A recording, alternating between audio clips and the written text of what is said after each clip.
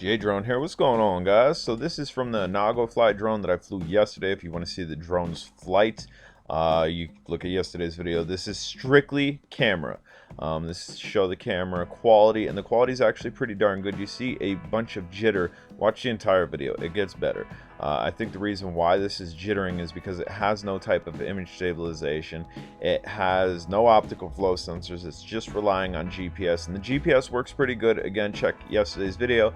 You could see this in flight, and it's just fighting the wind, which is coming almost from the left going right. So it's kind of tilting into it, giving that jitter effect. We will see pretty clean at one point, I guess, when the wind stopped blowing. As far as the camera goes, the camera is in a much better position, as you'll be able to see as we go this way, than the previous one, which was extremely down facing, and you had to be really high, which really wasn't safe with these type of drones. You had to be really high in the air to get any type of shots, or actually backpedal to get any type of shots. I will tell you one thing, because I tell the good, the bad, and ugly. See, right there, looking back there, wasn't too bad. It wasn't super jittery, but the good, bad, and ugly, guys. One thing that I absolutely cannot stand, and maybe it can be changed in the settings, is this records in 1 minute segments. Every 1 minute it stops and starts. The only good about that would be is if your app crashes. My app crashed twice yesterday, and I don't know if it was the app's fault or if it was because it was near freezing out, and iPhones do not do well in freezing. Any jumps that you see is me starting and stopping the video. We're at our third clip here, I think, or our second clip. Let's see. 1, 2, yes, we just entered our third clip of this segment. So you can see really smooth transition if you butt the clips up next to one another. Every time it would start and stop, it's really smooth transition. You don't see any type of overlay, so that's good. You're gonna do a slight climb here. The clarity on this is good. The megapixels on this is good. It is shooting 1080p 30 frames per second. That's what you'll see in the properties if you look into the properties once you get the video on your computer.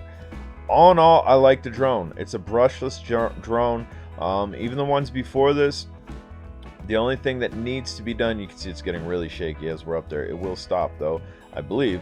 The ones before this, my one flew pretty good in wind, but again, with the camera angle on the previous ones being so downward facing, right there, that's not bad, especially for no image stabilization. The ones before this, it's just the camera angle, man. The camera angle is almost useless. If it came with a real controller, then we might be able to actually do something. That jump there was me starting and stopping the video.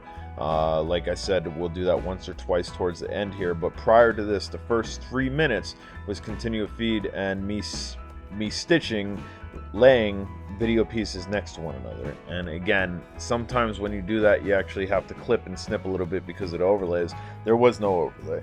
There was no overlap. Again, I urge you to check out yesterday's video of this drone. It did really well.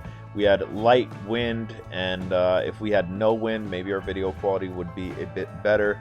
But what do we expect here? Small drone, small brushless motors, no image stabilization, no, plain and simple, no image stabilization, no EIS, electronic image stabilization. There's no gimbal on this. There's no computer working in this. It's just shooting, which I've had ideas with this, because it does have a pretty darn good camera. Right now we're kind of looking in the direction of the sun, and it's doing well here.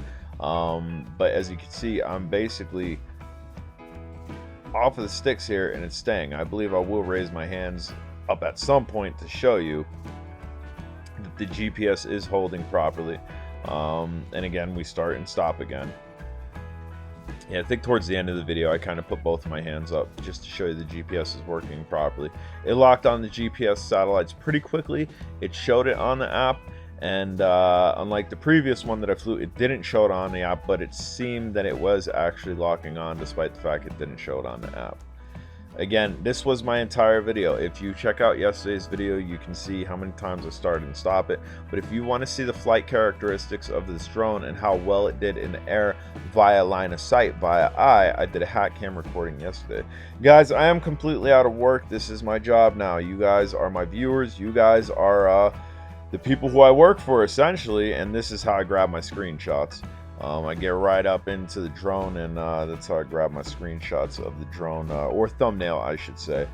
But yeah, guys, I'm working for you. If you guys haven't subscribed, bam, that's what I was talking about. Please subscribe. PayPal link down below. If you got it, you got it to help me out a little bit.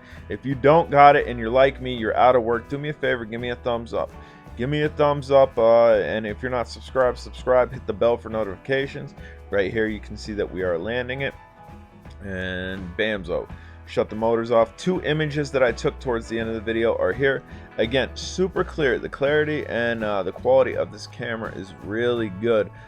Things I was thinking about doing with this camera is using it as a standalone, putting on something, and utilizing it as a camera. Later.